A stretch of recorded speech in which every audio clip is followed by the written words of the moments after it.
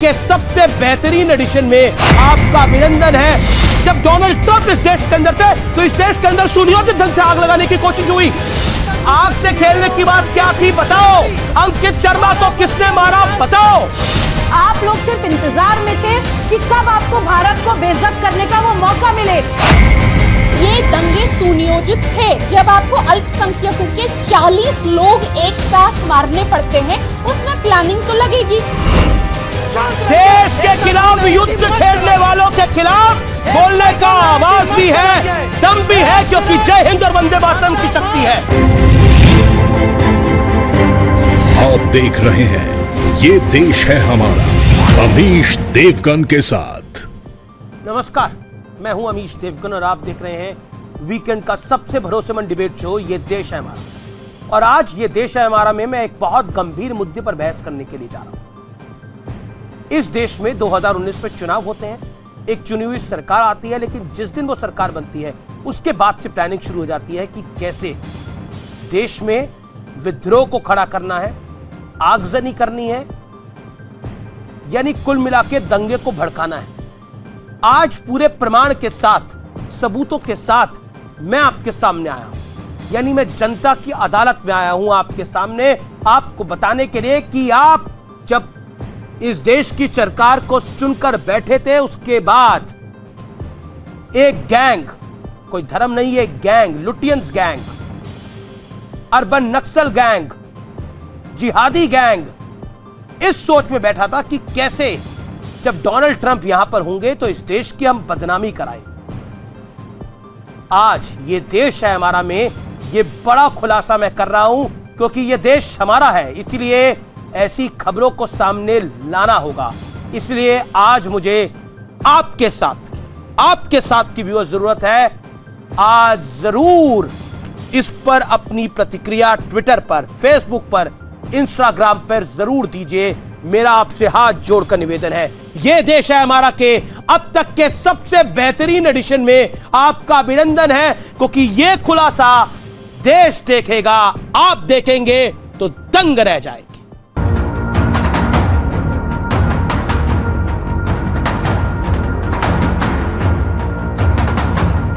Petrol bomb है, बोतल bomb है।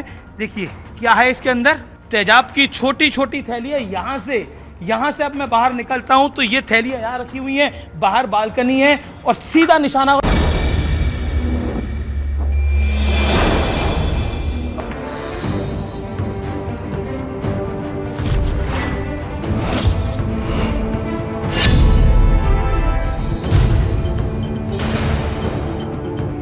इसी साल फरवरी में कुछ इस तरह से दिल्ली के साथ साथ देश को दहलाने की कोशिश हुई थी। दिल्ली पुलिस ने कोर्ट में 17,000 पन्नों की जो चार्जशीट दायर की है उससे पता चलता है कि कैसे 2019 में दोबारा मोदी सरकार बनने के बाद इन साजिशों की नींव पड़नी शुरू हो गई थी। दिल्ली पुलिस की चार्जशीट के मुताबिक दंगों के जरिए देश की चुनी हुई सरकार को अस्थिर करने की कोशिश थी। दंगा गैंग देश की अंतर्राष्ट्रीय स्तर पर किरकिरी कराना चाहता था। डोनाल्ड ट्रंप के दौरे के वक्त दंगे की टाइमिंग भी पहले से ही तय की गई थी। व्हाट्सएप ग्रुप के जरिए भीड़ को सड़क पर इकट्ठा किया गया था।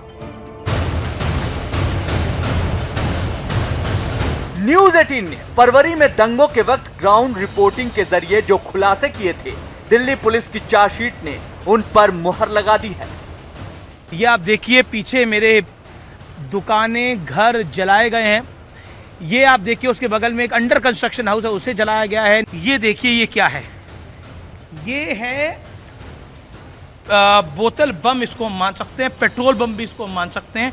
यहाँ पर क्या दिख रहा है, जिस जगह से हम निकल रहे हैं वहां पर तेजाब पड़ा हुआ है। यहाँ से अब मैं बाहर निकलता हूं तो ये थैलियां यहाँ रखी हुई हैं, बाहर बालकनी है और सीधा निशाना होता है और सामने अधिकतर डंडा पड़ा हुआ है। आपको मैं इनकी एक इंटरेस्टिंग चीज बताता हूँ। देखिए उस पर एक बैंडेज बंधी हुई है, ये देखिए एक बैंडेज बंधी हुई है और उसके ऊपर कुछ मटेरियल लगा हुआ है, कोई पदार्थ लगा हुआ है। अब इससे वो क्या करना चाह रहे थे? चार्जशीट में कुछ व्हाट्सएप चैट्स को भी शामिल किया गया है। जिससे पता चलता है कि फरवरी 2020 की हिंसा की पटकथा दिसंबर 2019 में लिखी जा रही थी। दिल्ली के शाहीन बाग में चल रहे प्रदर्शन के वक्त वॉरियर्स नाम का एक व्हाट्सएप ग्रुप बनाया गया था, जिसमें 29 दिसंबर 2019 को एक मैसेज किया गया। मुस्लिम महिलाएं सड़क पर उतर चुकी हैं, ये एक बड़ी कामयाबी है। दिल्ली पुलिस की चार्जशीट के मुताबिक दंगे बेहद सुनियोजित तरीके से सोशल मीडिया के जरिए भड़काए गए थे। जामिया कोऑर्डिनेशन कमेटी, वॉरियर, खिदमत, औरतों का इनकलाब, डीपीएसजी, सेव कॉन्स्टिट्यूशन, ऐसे कई ग्रुप थे जिनके जरिए दंगों की प्लानिंग चल रही थी। दिल्ली पुलिस की चार्जशीट को अगर खरा माने तो देश को सुलगाने वालों को देशद्रोही क्यों न माना जाए, और अगर मनपसंद सरकार नहीं बनेगी तो क्या ये दंगा गैंग देश की छवि खराब करने से भी नहीं चूकेगा। दिल्ली दंगों की साजिश किस तरह रची गई थी, आज मैं इसका बहुत बड़ा सबूत आपके सामने पेश कर रहा हूं। दिल्ली पुलिस की चार्जशीट में कुछ व्हाट्सएप चैट शामिल की गई, जिससे पता चलता है कि साजिश कितनी सुनियोजित थी। ये देखिए, 29 दिसंबर 2019 को वॉरियर्स नाम के व्हाट्सएप ग्रुप में लिखा गया, मुस्लिम महिलाएं सड़क पर उतर चुकी है, ये बड़ी कामयाबी है। अगली चैट, ऐसी एक दूसरी चैट देखिए, ये डीपीएसजी नाम का ग्रुप है, और डीपीएसजी नाम के ग्रुप में क्या लिखा गया, 17 फरवरी 2020 तारीख नोट करिए, को लिखा गया, कुछ लोगों को चक्का जाम और दंगा भड़काने की साजिश के सबूत मिल गए हैं, इसलिए आग से खेलना ठीक नहीं होगा, क्योंकि इससे हम सबको नुकसान होगा। उस चैट की एक कॉपी मेरे पास है, पहली वाली चैट की भी कॉपी है, ये वॉरियर, ये डीपीएसजी ग्रुप। आगे बढ़ता हूं, जेसीसी जेएमआई नाम के एक व्हाट्सएप ग्रुप पे क्या लिखा गया, 22 फरवरी 2020 को लिखा गया, Jamia has the credibility to do it nationwide, यानी जामिया के पास वो शक्ति है जो देश भर में आग लगा सकती है, यानी देश भर में यह करने के लिए जामिया की विश्वसनीयता है, लेकिन इसके लिए हर जगह जामिया के लड़के अथवा लड़की का मौजूद रहना बेहद जरूरी है। इस ग्रुप में मोहसिन चंदा यादव नाम के 2 सदस्य थे, और डीपीएसजी में उमर खालिद भी सदस्य था। अगली चैट में इसी ग्रुप की है, जिसमें जामिया वाली बात सुनकर सफूरा जरगर, जिसके लिए बड़ी माहौल बनाया गया, शहजार चुप हो जाओ भाई, सारा प्लान यही लिख दोगे तो एग्जीक्यूट क्या करोगे। तो अब आपको समझ आ गया होगा कि दिल्ली दंगों की किस तरह सोशल मीडिया पर बकायदा प्लानिंग हो रही थी। व्हाट्सएप ग्रुप सबसे बड़ा प्रूफ है, वहां प्लानिंग हो रही थी और यह पूरी साजिश नजर आ रही थी। आप सोच सकते हैं कि क्या खेल किया गया। Because of your fantasies we the locals of Seelampur and Transyamuna are in great river, are localities are worried. ये फिर उसके बाद एक चैट आया जब ईस्ट दिल्ली में आग लगाई गई। सोचिए, देश भर में यह करने का प्लान था। नरेंद्र मोदी जीत के क्या चुनाव आए, इनको सड़कों पे आग लगाने का एक मौका मिला। इन्होंने बोला कि अब जनता ने नरेंद्र मोदी को जिता दिया तो हम बदला लेंगे आग लगाकर। जब डोनाल्ड ट्रंप इस देश के अंदर थे तो इस देश के अंदर सुनियोजित ढंग से आग लगाने की कोशिश हुई। हम चिल्लाते रहे, ये सीए जो है वो किसी धर्म के खिलाफ नहीं है, ये देश के पक्ष में है। लेकिन सोचिए किस तरह का नंगा नाच खेला गया इस देश के अंदर, और सब चुप रहे। उस सफूरा के लिए, उस उमर खालिद के लिए आवाजें उठी बॉलीवुड के अंदर, शर्मनाक।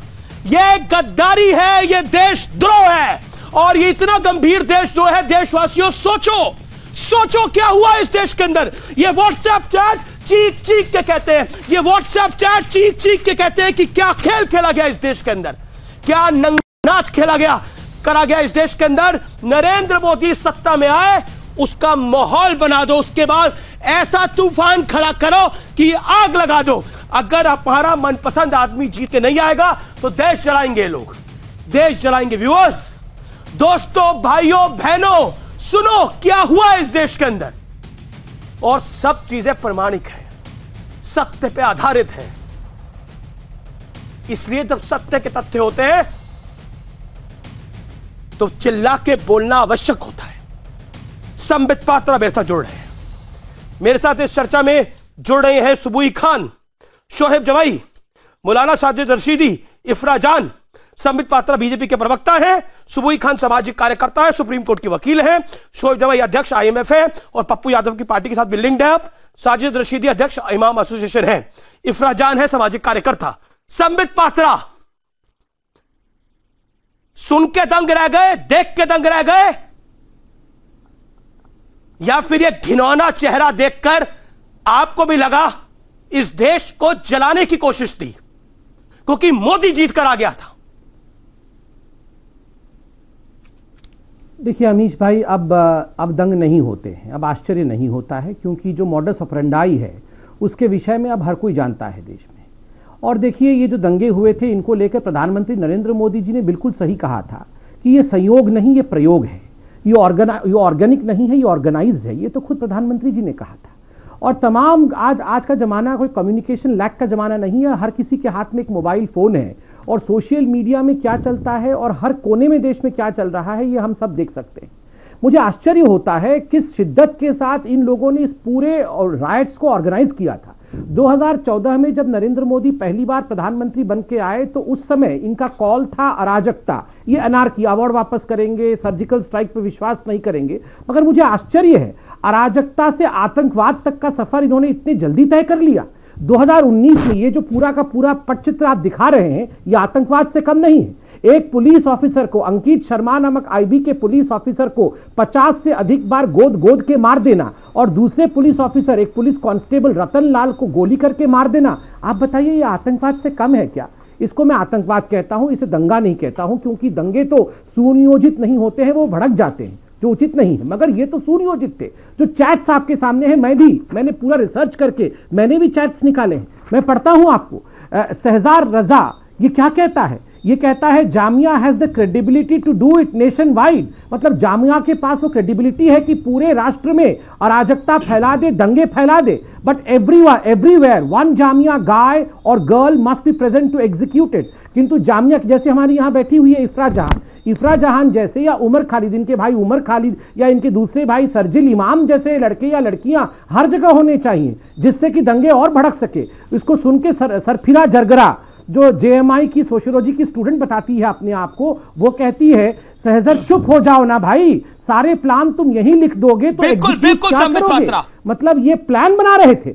आप बताइए, ये तो खुद ये एविडेंस खुद बोल रही हैं, हमें कुछ बोलने की आवश्यकता नहीं है। ये एविडेंस नहीं है, ये सच्चाई है। बोल रहे हैं जो आंखें खोल नहीं सकते वो आंखें खोल के सुन ले। आज ये सच्चाई चिल्ला चिल्ला के बोलेगी। शोएब जवाई, मैं आपके पास आता हूं। शाहीन बाग का प्लान यही था जी, औरतें सड़क पर आ गई है, हमारी बड़ी कामयाबी है, सारा प्लान यही डिस्कस कर लोगे क्या? आग से खेलना ठीक नहीं है। किस आग की बात हो रही थी? चोरों को ही पुलिस में आग नजर आती है। पुलिस ने अपने चार्जशीट में जी अब मैं बोलूं, ठीक है।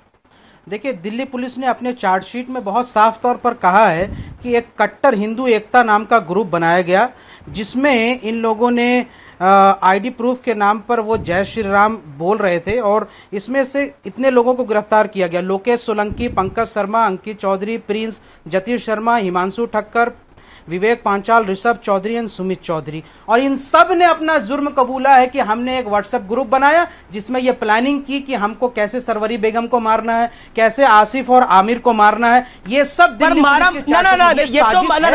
क्या कह रहे हैं? आप किनका नाम ले रहे हैं? शोएब भाई, मैं तो आपको पूरा समय देता हूं हमेशा। शोएब जी, किस को मारने की आपने बात बोली? जी किस को मारने की बात बोली? नाम बोले आपने ना कुछ? हमने किसी की बात नहीं की। आपने बोला ना इनको मारना है। नाम क्या बोले आपने? सरवरी बेगम। अच्छा, और आगे? इन लोगों मरा कौन? अंकित शर्मा। कट्टर हिंदू बनाया गया तो उन लोगों ने प्लानिंग की थी। अंकित शर्मा मरा कौन? अंकित शर्मा।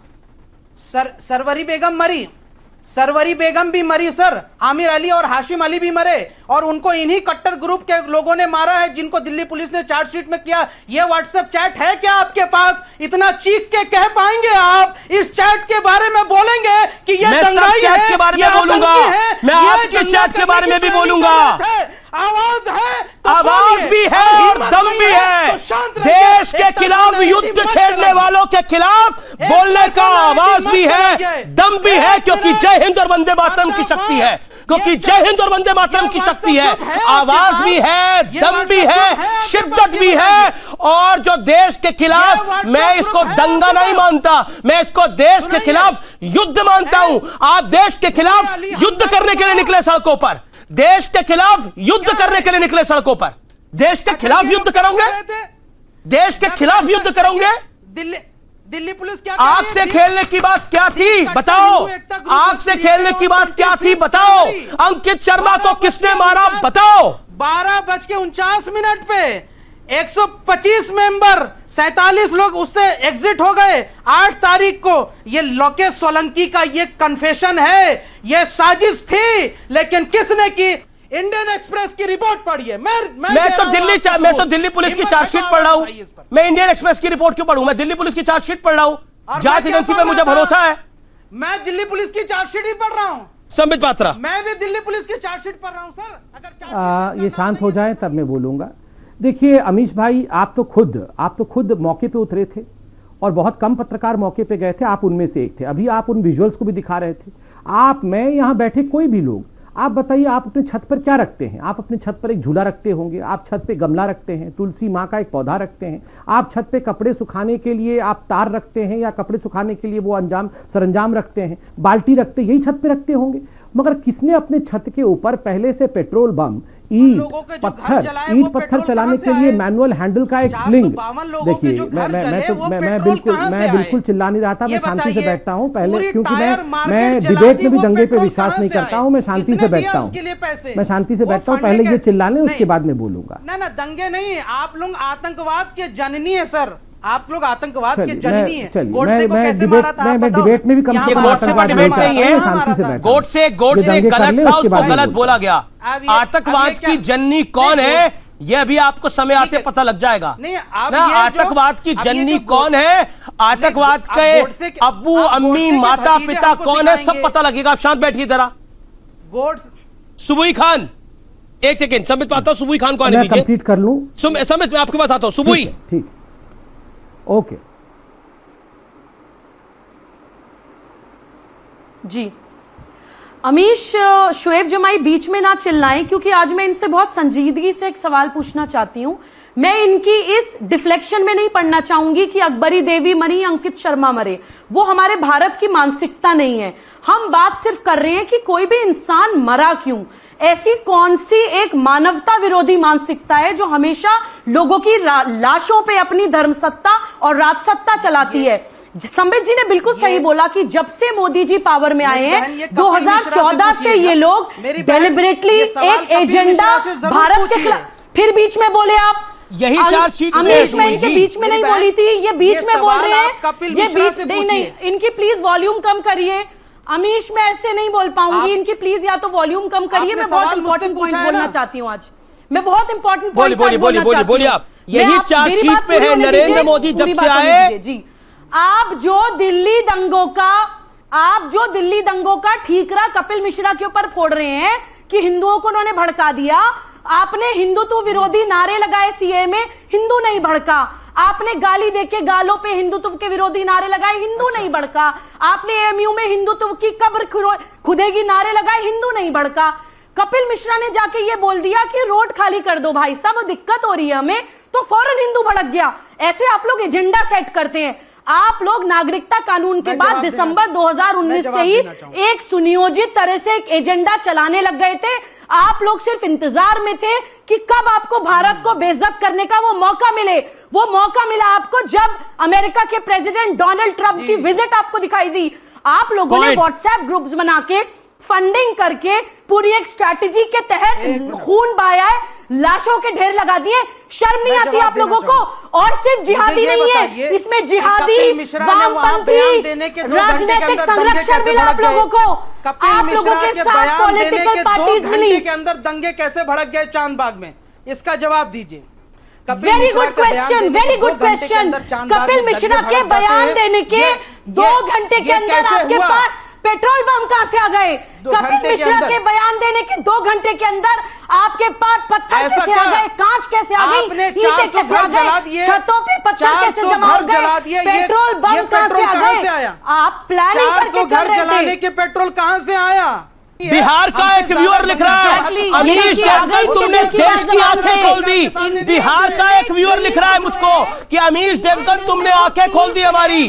उत्तर प्रदेश का व्यूअर लिख रहा है, गुजरात का व्यूअर लिख रहा है, मध्य प्रदेश का व्यूअर लिख रहा है, पंजाब का व्यूअर लिख रहा है, महाराष्ट्र का लिख रहा है, पूरे देश से मैसेज आ रहे हैं मेरे पास। ट्विटर पर पब्लिक बोलेगी तो नकाब उतरेंगे सबके अभी यहाँ पर। संबित पात्रा, देन इफ्रा जान एंड रशीदी साहब। संबित अमीश भाई, आप इस डिबेट को देखिए, आप इसी से जान जाएंगे दंगे किन्होंने किए होंगे। आप देखिए, मैं हूं चाहे सुबुही जी हैं, हम तो अपने अपने टर्न का इंतजार कर रहे हैं, ना तो किसी के बीच में चिल्ला रहे हैं, ना ही अपने कुर्सी पे उछल रहे हैं, अपने समय का इंतजार करते हैं। आप जब हरी झंडी दिखाते तभी बोलते हैं, बाकियों को देखिए जरा, मैं शांति से बोल लूं। देखिए, आप जो ये गंगा जल कर रहे हैं, आप कह रहे हैं कि कपिल मिश्रा के कहने पर ये सब कुछ हो गया। अभी चंद दिनों पहले इसी साहब के साथ में, इन्हीं साहब के साथ में बैठा हुआ था आप ही के चैनल पे, इन्होंने इस बात पे आवाज लगाई कि शर्जिल इमाम बिहार का बेटा है और शर्जिल इमाम के खिलाफ जो कहेगा वो बिहार का अपमान करेगा। मैं तमाम बिहार के निवासियों से पूछता हूं, क्या शर्जिल इमाम बिहार का बेटा हो सकता है? जैसे आईएमएफ के प्रवक्ता कह रहे हैं शर्जिल इमाम। देखिए, मैं बिल्कुल चिल्लाऊंगा नहीं, मानसिक संतुलन खराब है, दुनिया देख रही है। अमित भाई, इनकी आवाज कम करोगे तो मैं दंगे में भाग नहीं लूंगा। आप इनकी आवाज कम करिए जरा। गांधी जी को गोली कहाँ मारे थे? यहाँ मारे थे, यहाँ मारे थे, कहाँ मारे थे? इस प्रकार नहीं होगा अमीश भाई, ये गुंडाई नहीं कर सकती ना अमीश भाई। ये हम यहाँ पे गुंडाई में नहीं आते अमीश भाई, हम यहाँ डिबेट में पार्टिसिपेट करने आते हैं। किस प्रकार का डिबेट है अमीश भाई? आप इनकी आवाज को कम करोगे, मैं चिल्लाना बिल्कुल नहीं चाहता हूँ, ऑडियो डाउन करिए, बिल्कुल चिल्लाना नहीं चाहता। ऑडियो शोएब भाई, आपको ऑडियो डाउन करता हूँ। आप महात्मा गांधी का मजाक उड़ा रहे हैं। महात्मा गांधी को गोली मारने वाला नाथूराम गोडसे आतंकी था, गलत आदमी था। आप गांधी जी का मजाक उड़ा रहे हैं। गांधी जी को गोली यहां मारे थे, यहां मारे थे, यहां मारे थे, यहां मारे थे। महात्मा गांधी का मजाक उड़ा रहे। राष्ट्रपिता है महात्मा गांधी। बहस का स्तर यह मत करिए कि अपने आप को साबित करने के लिए राष्ट्रपिता का अपमान कर दें। मोहनचंद करमचंद गांधी, महात्मा गांधी इस देश के राष्ट्रपिता हैं और आपने भी मजाक उड़ाया उनका कि यहां मारे थे, वहां मारे थे। आपको नहीं पता महात्मा गांधी को गोली कहां लगी थी? और जब इस दुनिया से वो स्वर्ग सिधारे थे तो उन्होंने कहा था, हे राम। किस महात्मा गांधी की का मजाक उड़ा रहे हो आप? Don't dare to on my debate. Bharat के संविधान की तो धज्जियां उड़ा दी, अब महात्मा गांधी की का मजाक उड़ा रहे हो यहां पर बैठकर। इस देश का एक सच्चा नागरिक नाथूराम गोडसे को जस्टिफाई नहीं कर सकता, लेकिन शर्मनाक बात यह है कि आप लोग मजाक उड़ाते हो हर चीज का।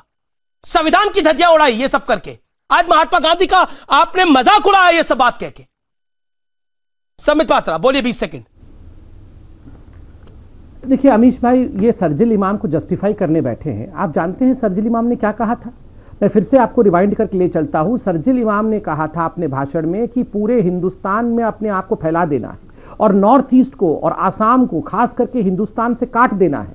5 लाख मुसलमान चिकन नेक में मौजूद हैं और हमारे एक इशारे पे वो नॉर्थ ईस्ट को हिंदुस्तान की आर्मी से और हिंदुस्तान की सत्ता से काट देंगे। इतना मलबा और इतना पत्थर रेल की पटरियों पर और सड़क पर बिछा दो कि कोई भी आर्मी का जवान नॉर्थ ईस्ट तक नहीं जा पाए, तभी जाके हम सक्सेसफुल होंगे। ये लोग यहाँ शर्जिल इमाम को बिहार का बेटा बता रहे हैं। बताइए, शर्जिल इमाम बिहार का रिप्रेजेंटेशन शर्जिल इमाम करता है। दूसरी बात है, ये कपिल मिश्रा इतनी बार आप लोग कर रहे हैं। ये स्वीडन में जो हुआ अभी चंद दिनों पहले, स्वीडन के लोगों को जिस प्रकार मारा गया, ये आईएस जो हो रहा है, अफगानिस्तान में जो बम फूटे अभी गुरुद्वारे में, ये सब कपिल मिश्रा ने जाके वहां भड़काया है। आप यहाँ कपिल मिश्रा और हिंदू धर्म, जय श्री राम और राम के नाम को, गंगा जल को यहाँ आप बदनाम कर रहे हैं कि गंगा जल के कारण ये हुआ, जय श्री राम के नारा के कारण ये हुआ। अरे ला इल्लाह इल्लल्लाह कौन नारा लगा रहा था? हर बैरिकेड पे खड़े होकर ये जेएनयू वाले और ये जामिया वाले ला इल्लाह इल्लल्लाह, उसका अर्थ क्या होता है? ये किस प्रकार का यहाँ जिहाद स्थापित करना चाहते थे? मैं अगले फैक्ट के ऊपर आता हूं। डिबेट में भी आतंक शुरू कर देते हैं। मैं अगले फैक्ट के ऊपर आता हूं और व्यूअर्स ये आपके समक्ष मैं रखता हूं। ताहिर हुसैन, इशरत जहां, खालिद सैफी, मिरान हैदर, शिफा उर रहमान, इनको करीब करीब 1.61 करोड़ रुपीस मिले, out of which 1.48 crore was used to manage protest sites. यानी कुल मिलाकर 1,61,00,000 रुपए मिले, जिसमें से 1,48,00,000 रुपए प्रोटेस्ट जहां जहां हो रहे थे वहां मैनेज करने के लिए मिले। ये गैंग है, अर्बन नक्सल्स, लेफ्टिस्ट, जिहादी और उनके साथ साथ पॉलिटिकल संरक्षण। इस देश का खाती है आप लोग तो इस देश अगर का कल को खाके कहेंगे हमारे देश के प्रधानमंत्री कौन है? सीधा आपका रुख करता हूं रशीदी साहब। रशीदी साहब, दिल्ली दंगे का सच देश के सामने आ रहा है।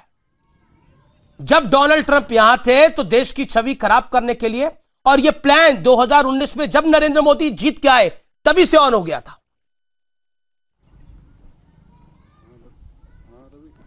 अमीश भाई, एक तो मैं आपको बता दूं, आज बड़ी खुशी की बात है कि संबित पात्रा ने आपके चैनल पर करोड़ों लोगों के सामने कलमा पढ़ लिया है, ये मुसलमान हो गए हैं। हमें बड़ी खुशी है। बहस का विषय ये दूसरे नहीं में है, आपको बहस दिल्ली का दंगों विषय के है सच देश। पर मैं लाना चाहता हूं। यही चाहते हैं कि सब लोग मुसलमान हो जाएं। मैं हिंदू था तो इनको नहीं लग रहा था। ये इनकी मैं उसी पर- मानसिकता। आप बताइए, यही यही एजेंडा है देख कि रहे हैं? इस्लामिक आप स्टेट देखिए, बनाने की एजेंडा देख मानसिकता। रहे हैं? ये मुझे बोलने नहीं देंगे आप। एजेंडा देख रहे हैं? अभी मुझे बोलने नहीं देंगे। गलत बात संबित बोली पात्रा ना। मुसलमान हो गए। आतंकवादी मुझे बोलने नहीं देंगे आप। इनकी इस्लामिक स्टेट मैं बनाने ये की आतंकवादी ऑब्जेक्ट मुझे करता हूं। बोलने नहीं देंगे। हर देखिए, आप देखिए, हिंदू को संबित पात्रा सबक पढ़ा मुसलमान हो रहे गए। हैं। बनाना अभी सबक चाहते पढ़ा हैं। रहे थे। यही एक सेकंड, एजेंडा सुनो, है। एक सेकंड, सुनो, एक सेकंड। देखिए, ये आतंकवादी बोलने नहीं देंगे अब। नहीं, देखिए आपने क्या बोला। मुझे बोलने तो दो संबित भाई। पात्रा ने अगर कलमा पढ़ा तो संबित पात्रा मुसलमान हो गए। आज से इनको बधाई। हिंदू बने, हिंदू है तो बधाई नहीं है, जब इनकी मुसलमान बारी बने तो आएगी, बधाई। जवाब दे दें। नहीं, मैं संबित बोलिए, संबित को मैं 10 सेकंड देता हूं क्योंकि आपने निजी टिप्पणी करी। संबित बोलिए।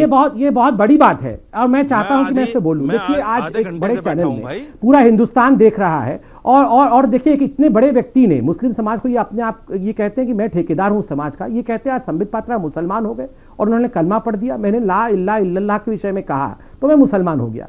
आज मैं समझ पा रहा हूं कि ये भारत माता की जय, वंदे मातरम, जय श्री राम, ये तो वही व्यक्ति हैं जो राम जी के मंदिर को तोड़ करके पुनः मस्जिद बनाना चाहते हैं। ये वही है ना?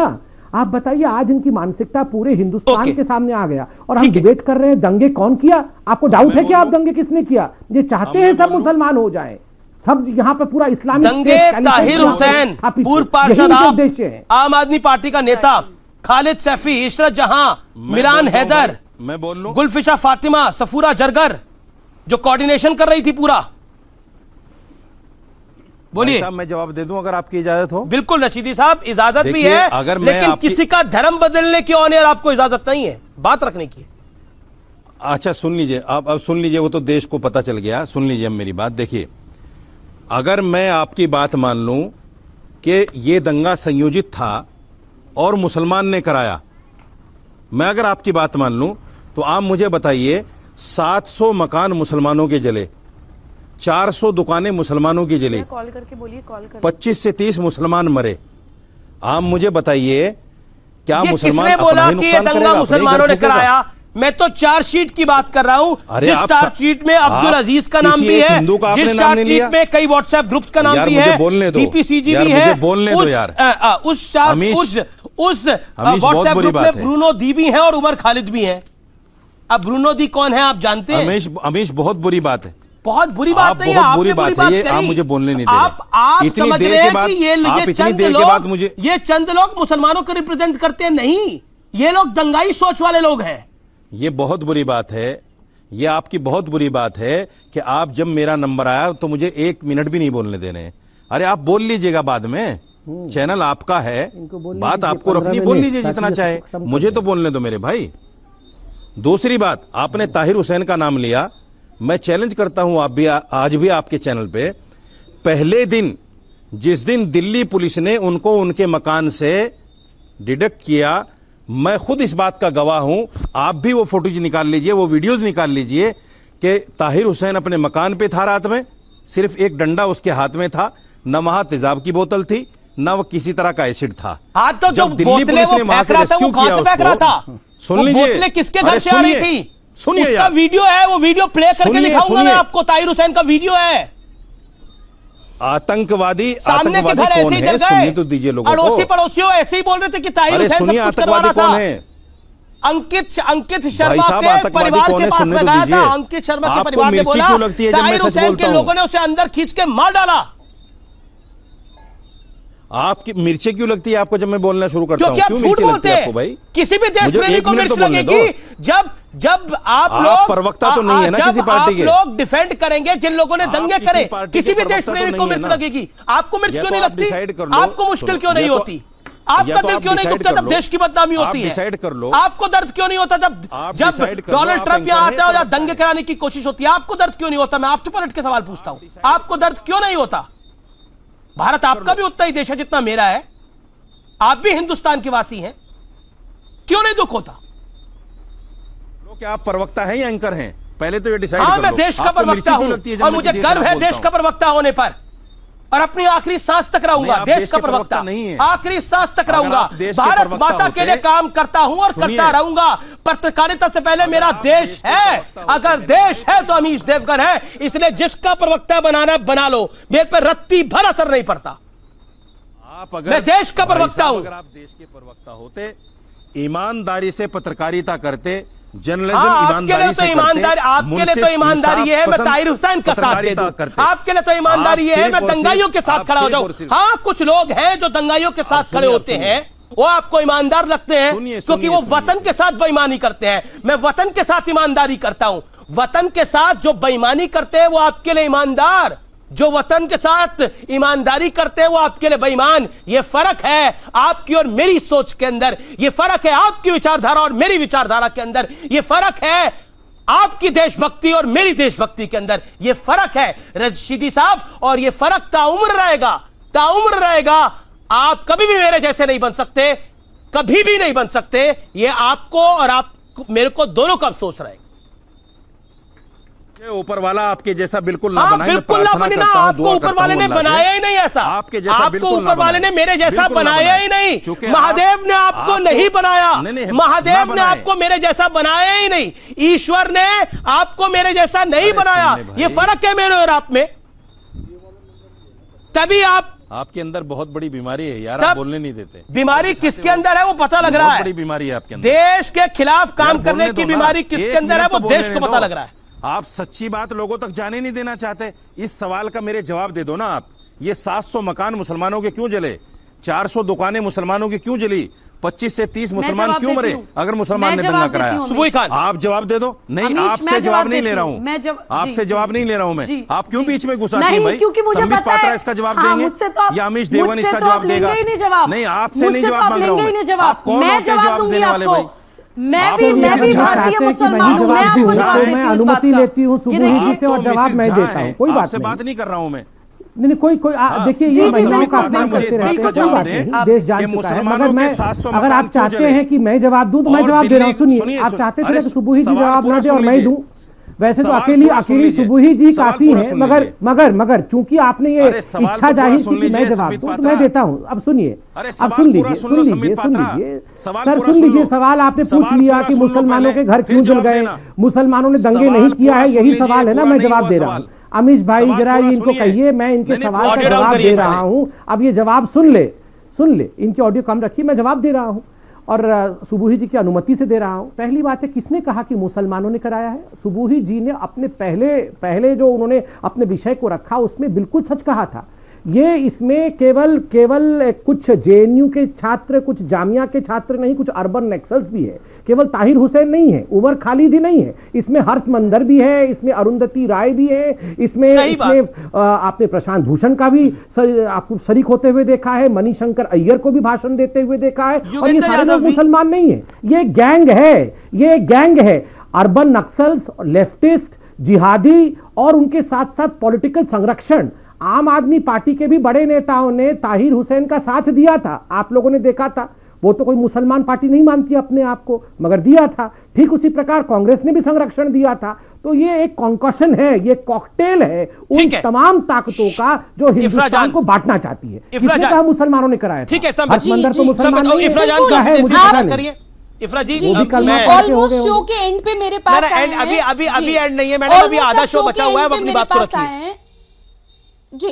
तो उम्मीद करती हूं कि आप मुझे वैसे ही बेटोक बोलने देंगे जैसे आप संबित पात्रा जी को बोलने देते हैं। बिल्कुल बिल्कुल मैं इनकी बात से सहमत हूं कि ये दंगे सुनियोजित थे, क्योंकि जब आपको अल्पसंख्यकों के 40 लोग एक साथ मारने पड़ते हैं उसमें प्लानिंग तो लगेगी। जब आपको अल्पसंख्यकों के 400 घर जलाने होंगे उसमें प्लानिंग तो लगेगी। जब आपको एक पूरी मार्केट जला देनी है जिसमें अल्पसंख्यकों की दुकानें हैं, जिस मार्केट का नाम टायर मार्केट है, उसमें प्लानिंग तो लगेगी।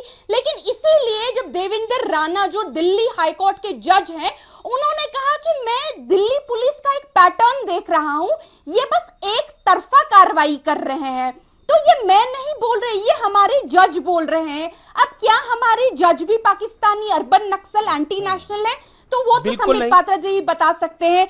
दूसरी बात आप बार बार बोल रहे हैं कि आप टायर मार्केट आपने जला दिया, ये क्यों नहीं हमको बोलते कि अल्पसंख्यकों के घर क्या हर्षमंदर ने जलाए? अल्पसंख्यकों के घर क्या अरुंधति रॉय ने जलाए? 40 अल्पसंख्यकों को क्या अरुंधति रॉय ने मारा?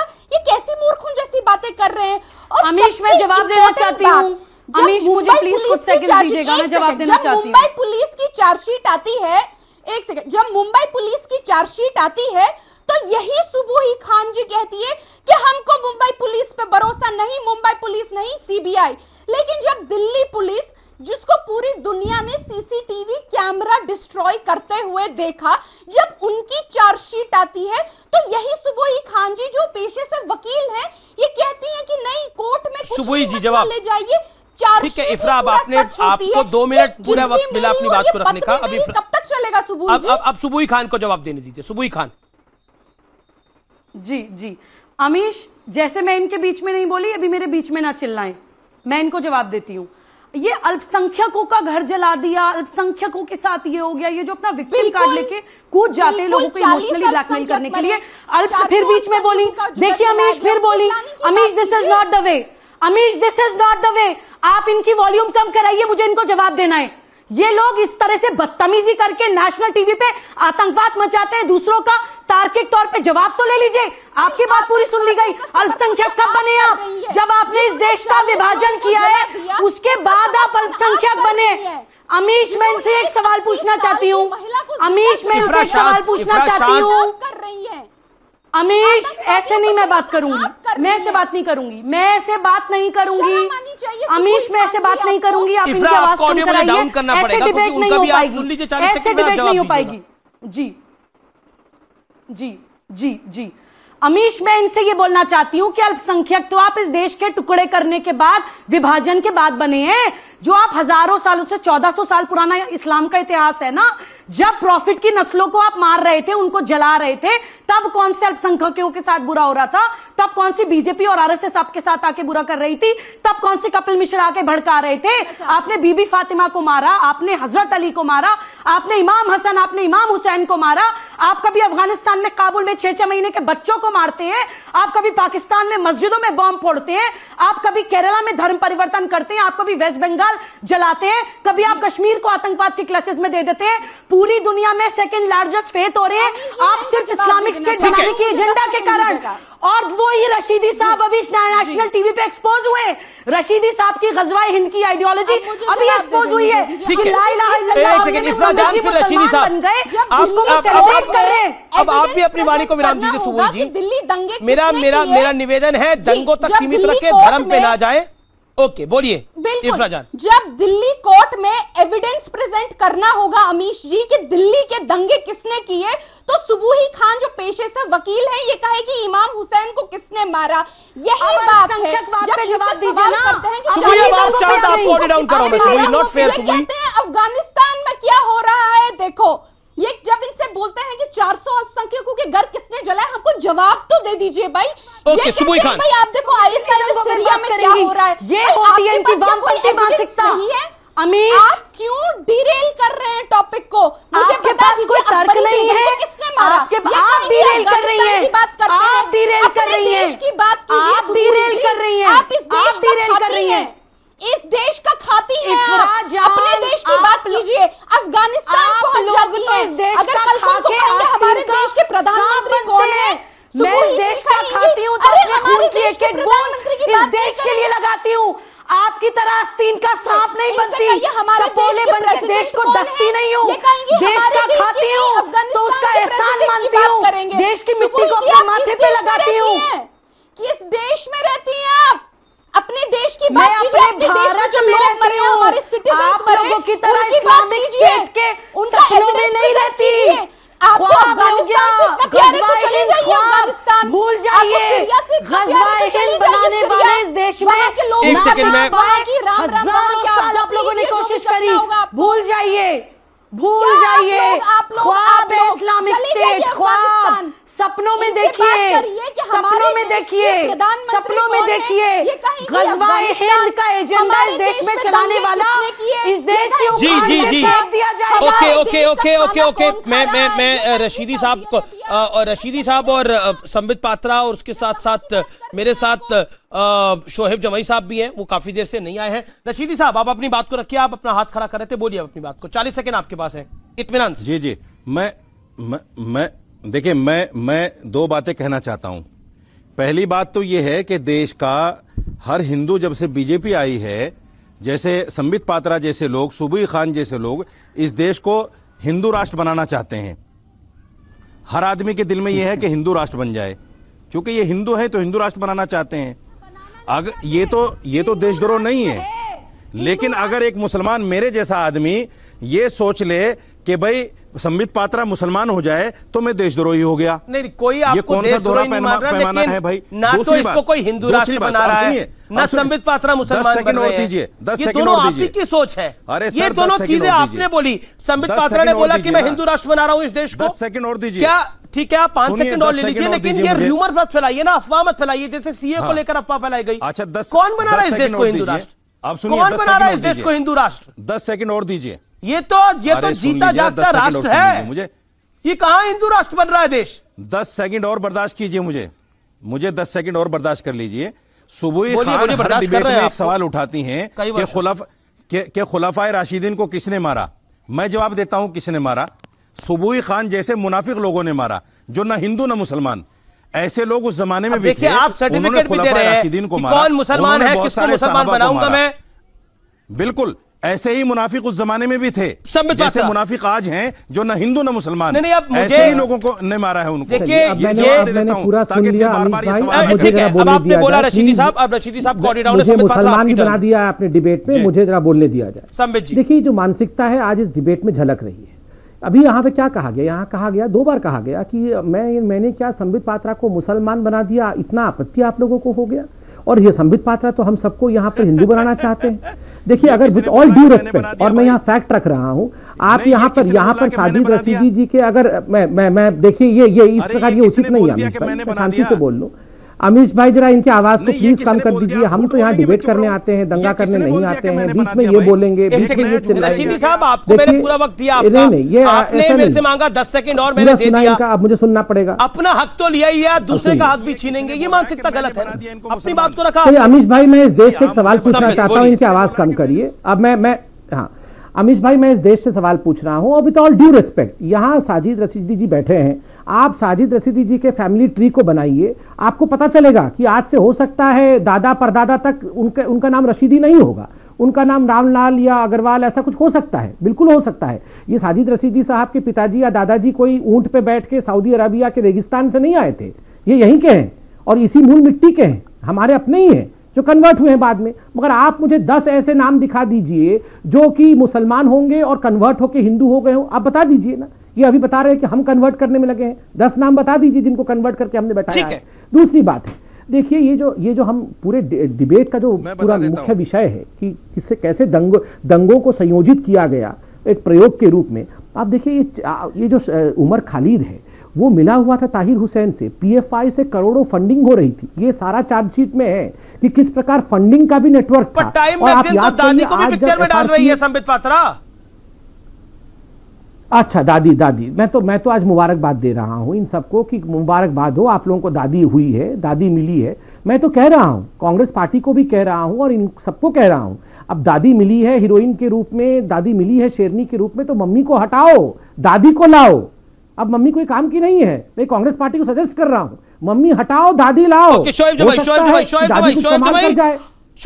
जमाई मैं आपको 10 सेकंड देता हूं अपनी बात को रखने के लिए। जी, तुम रात लिखो हम चांद लिखेंगे, तुम जेल में डालो हम दीवार फान लिखेंगे, तुम FIR लिखो हम तैयार लिखेंगे, तुम हमें कत्ल कर दो हम बन के भूत लिखेंगे, तुम्हारी कत्ल के सारे सबूत लिखेंगे, तुम अदालतों में बैठकर चुटकुले लिखो, हम सड़कों दीवारों पर इंसाफ लिखेंगे, बहरे भी सुन ले इतनी जोर से बोलेंगे, अंधे भी पढ़ ले इतनी साफ लिखेंगे, तुम काला कमल लिखो हम लाल गुलाब लिखेंगे, तुम जमीन पर जुल्म लिख दो आसमां पर इनकलाब लिखा जाएगा, सब याद रखा जाएगा, सब याद रखा जाएगा, ताकि तुम्हारे नाम पर लानतें भेजी जाती है, ताकि तुम्हारे मुजस्समों पर काली खेप पोती जाती, ताकि तुम्हारे नाम पर मुजस्समों को आबाद रखा जाएगा। बिल्कुल, ये आबाद रखने के लिए अब्दुल अजीज आबाद रखने के लिए कह रहा था। सर सी ब्लॉक जहांगीरपुरी से कुछ लोगों को बसों में बैठकर शाहीन बाग जा रहे हैं, गैदरिंग करीब 250-300 की है आबाद रखने के लिए। सारा प्लान अभी बताऊंगे, इसी व्हाट्सएप पे बता दोगे।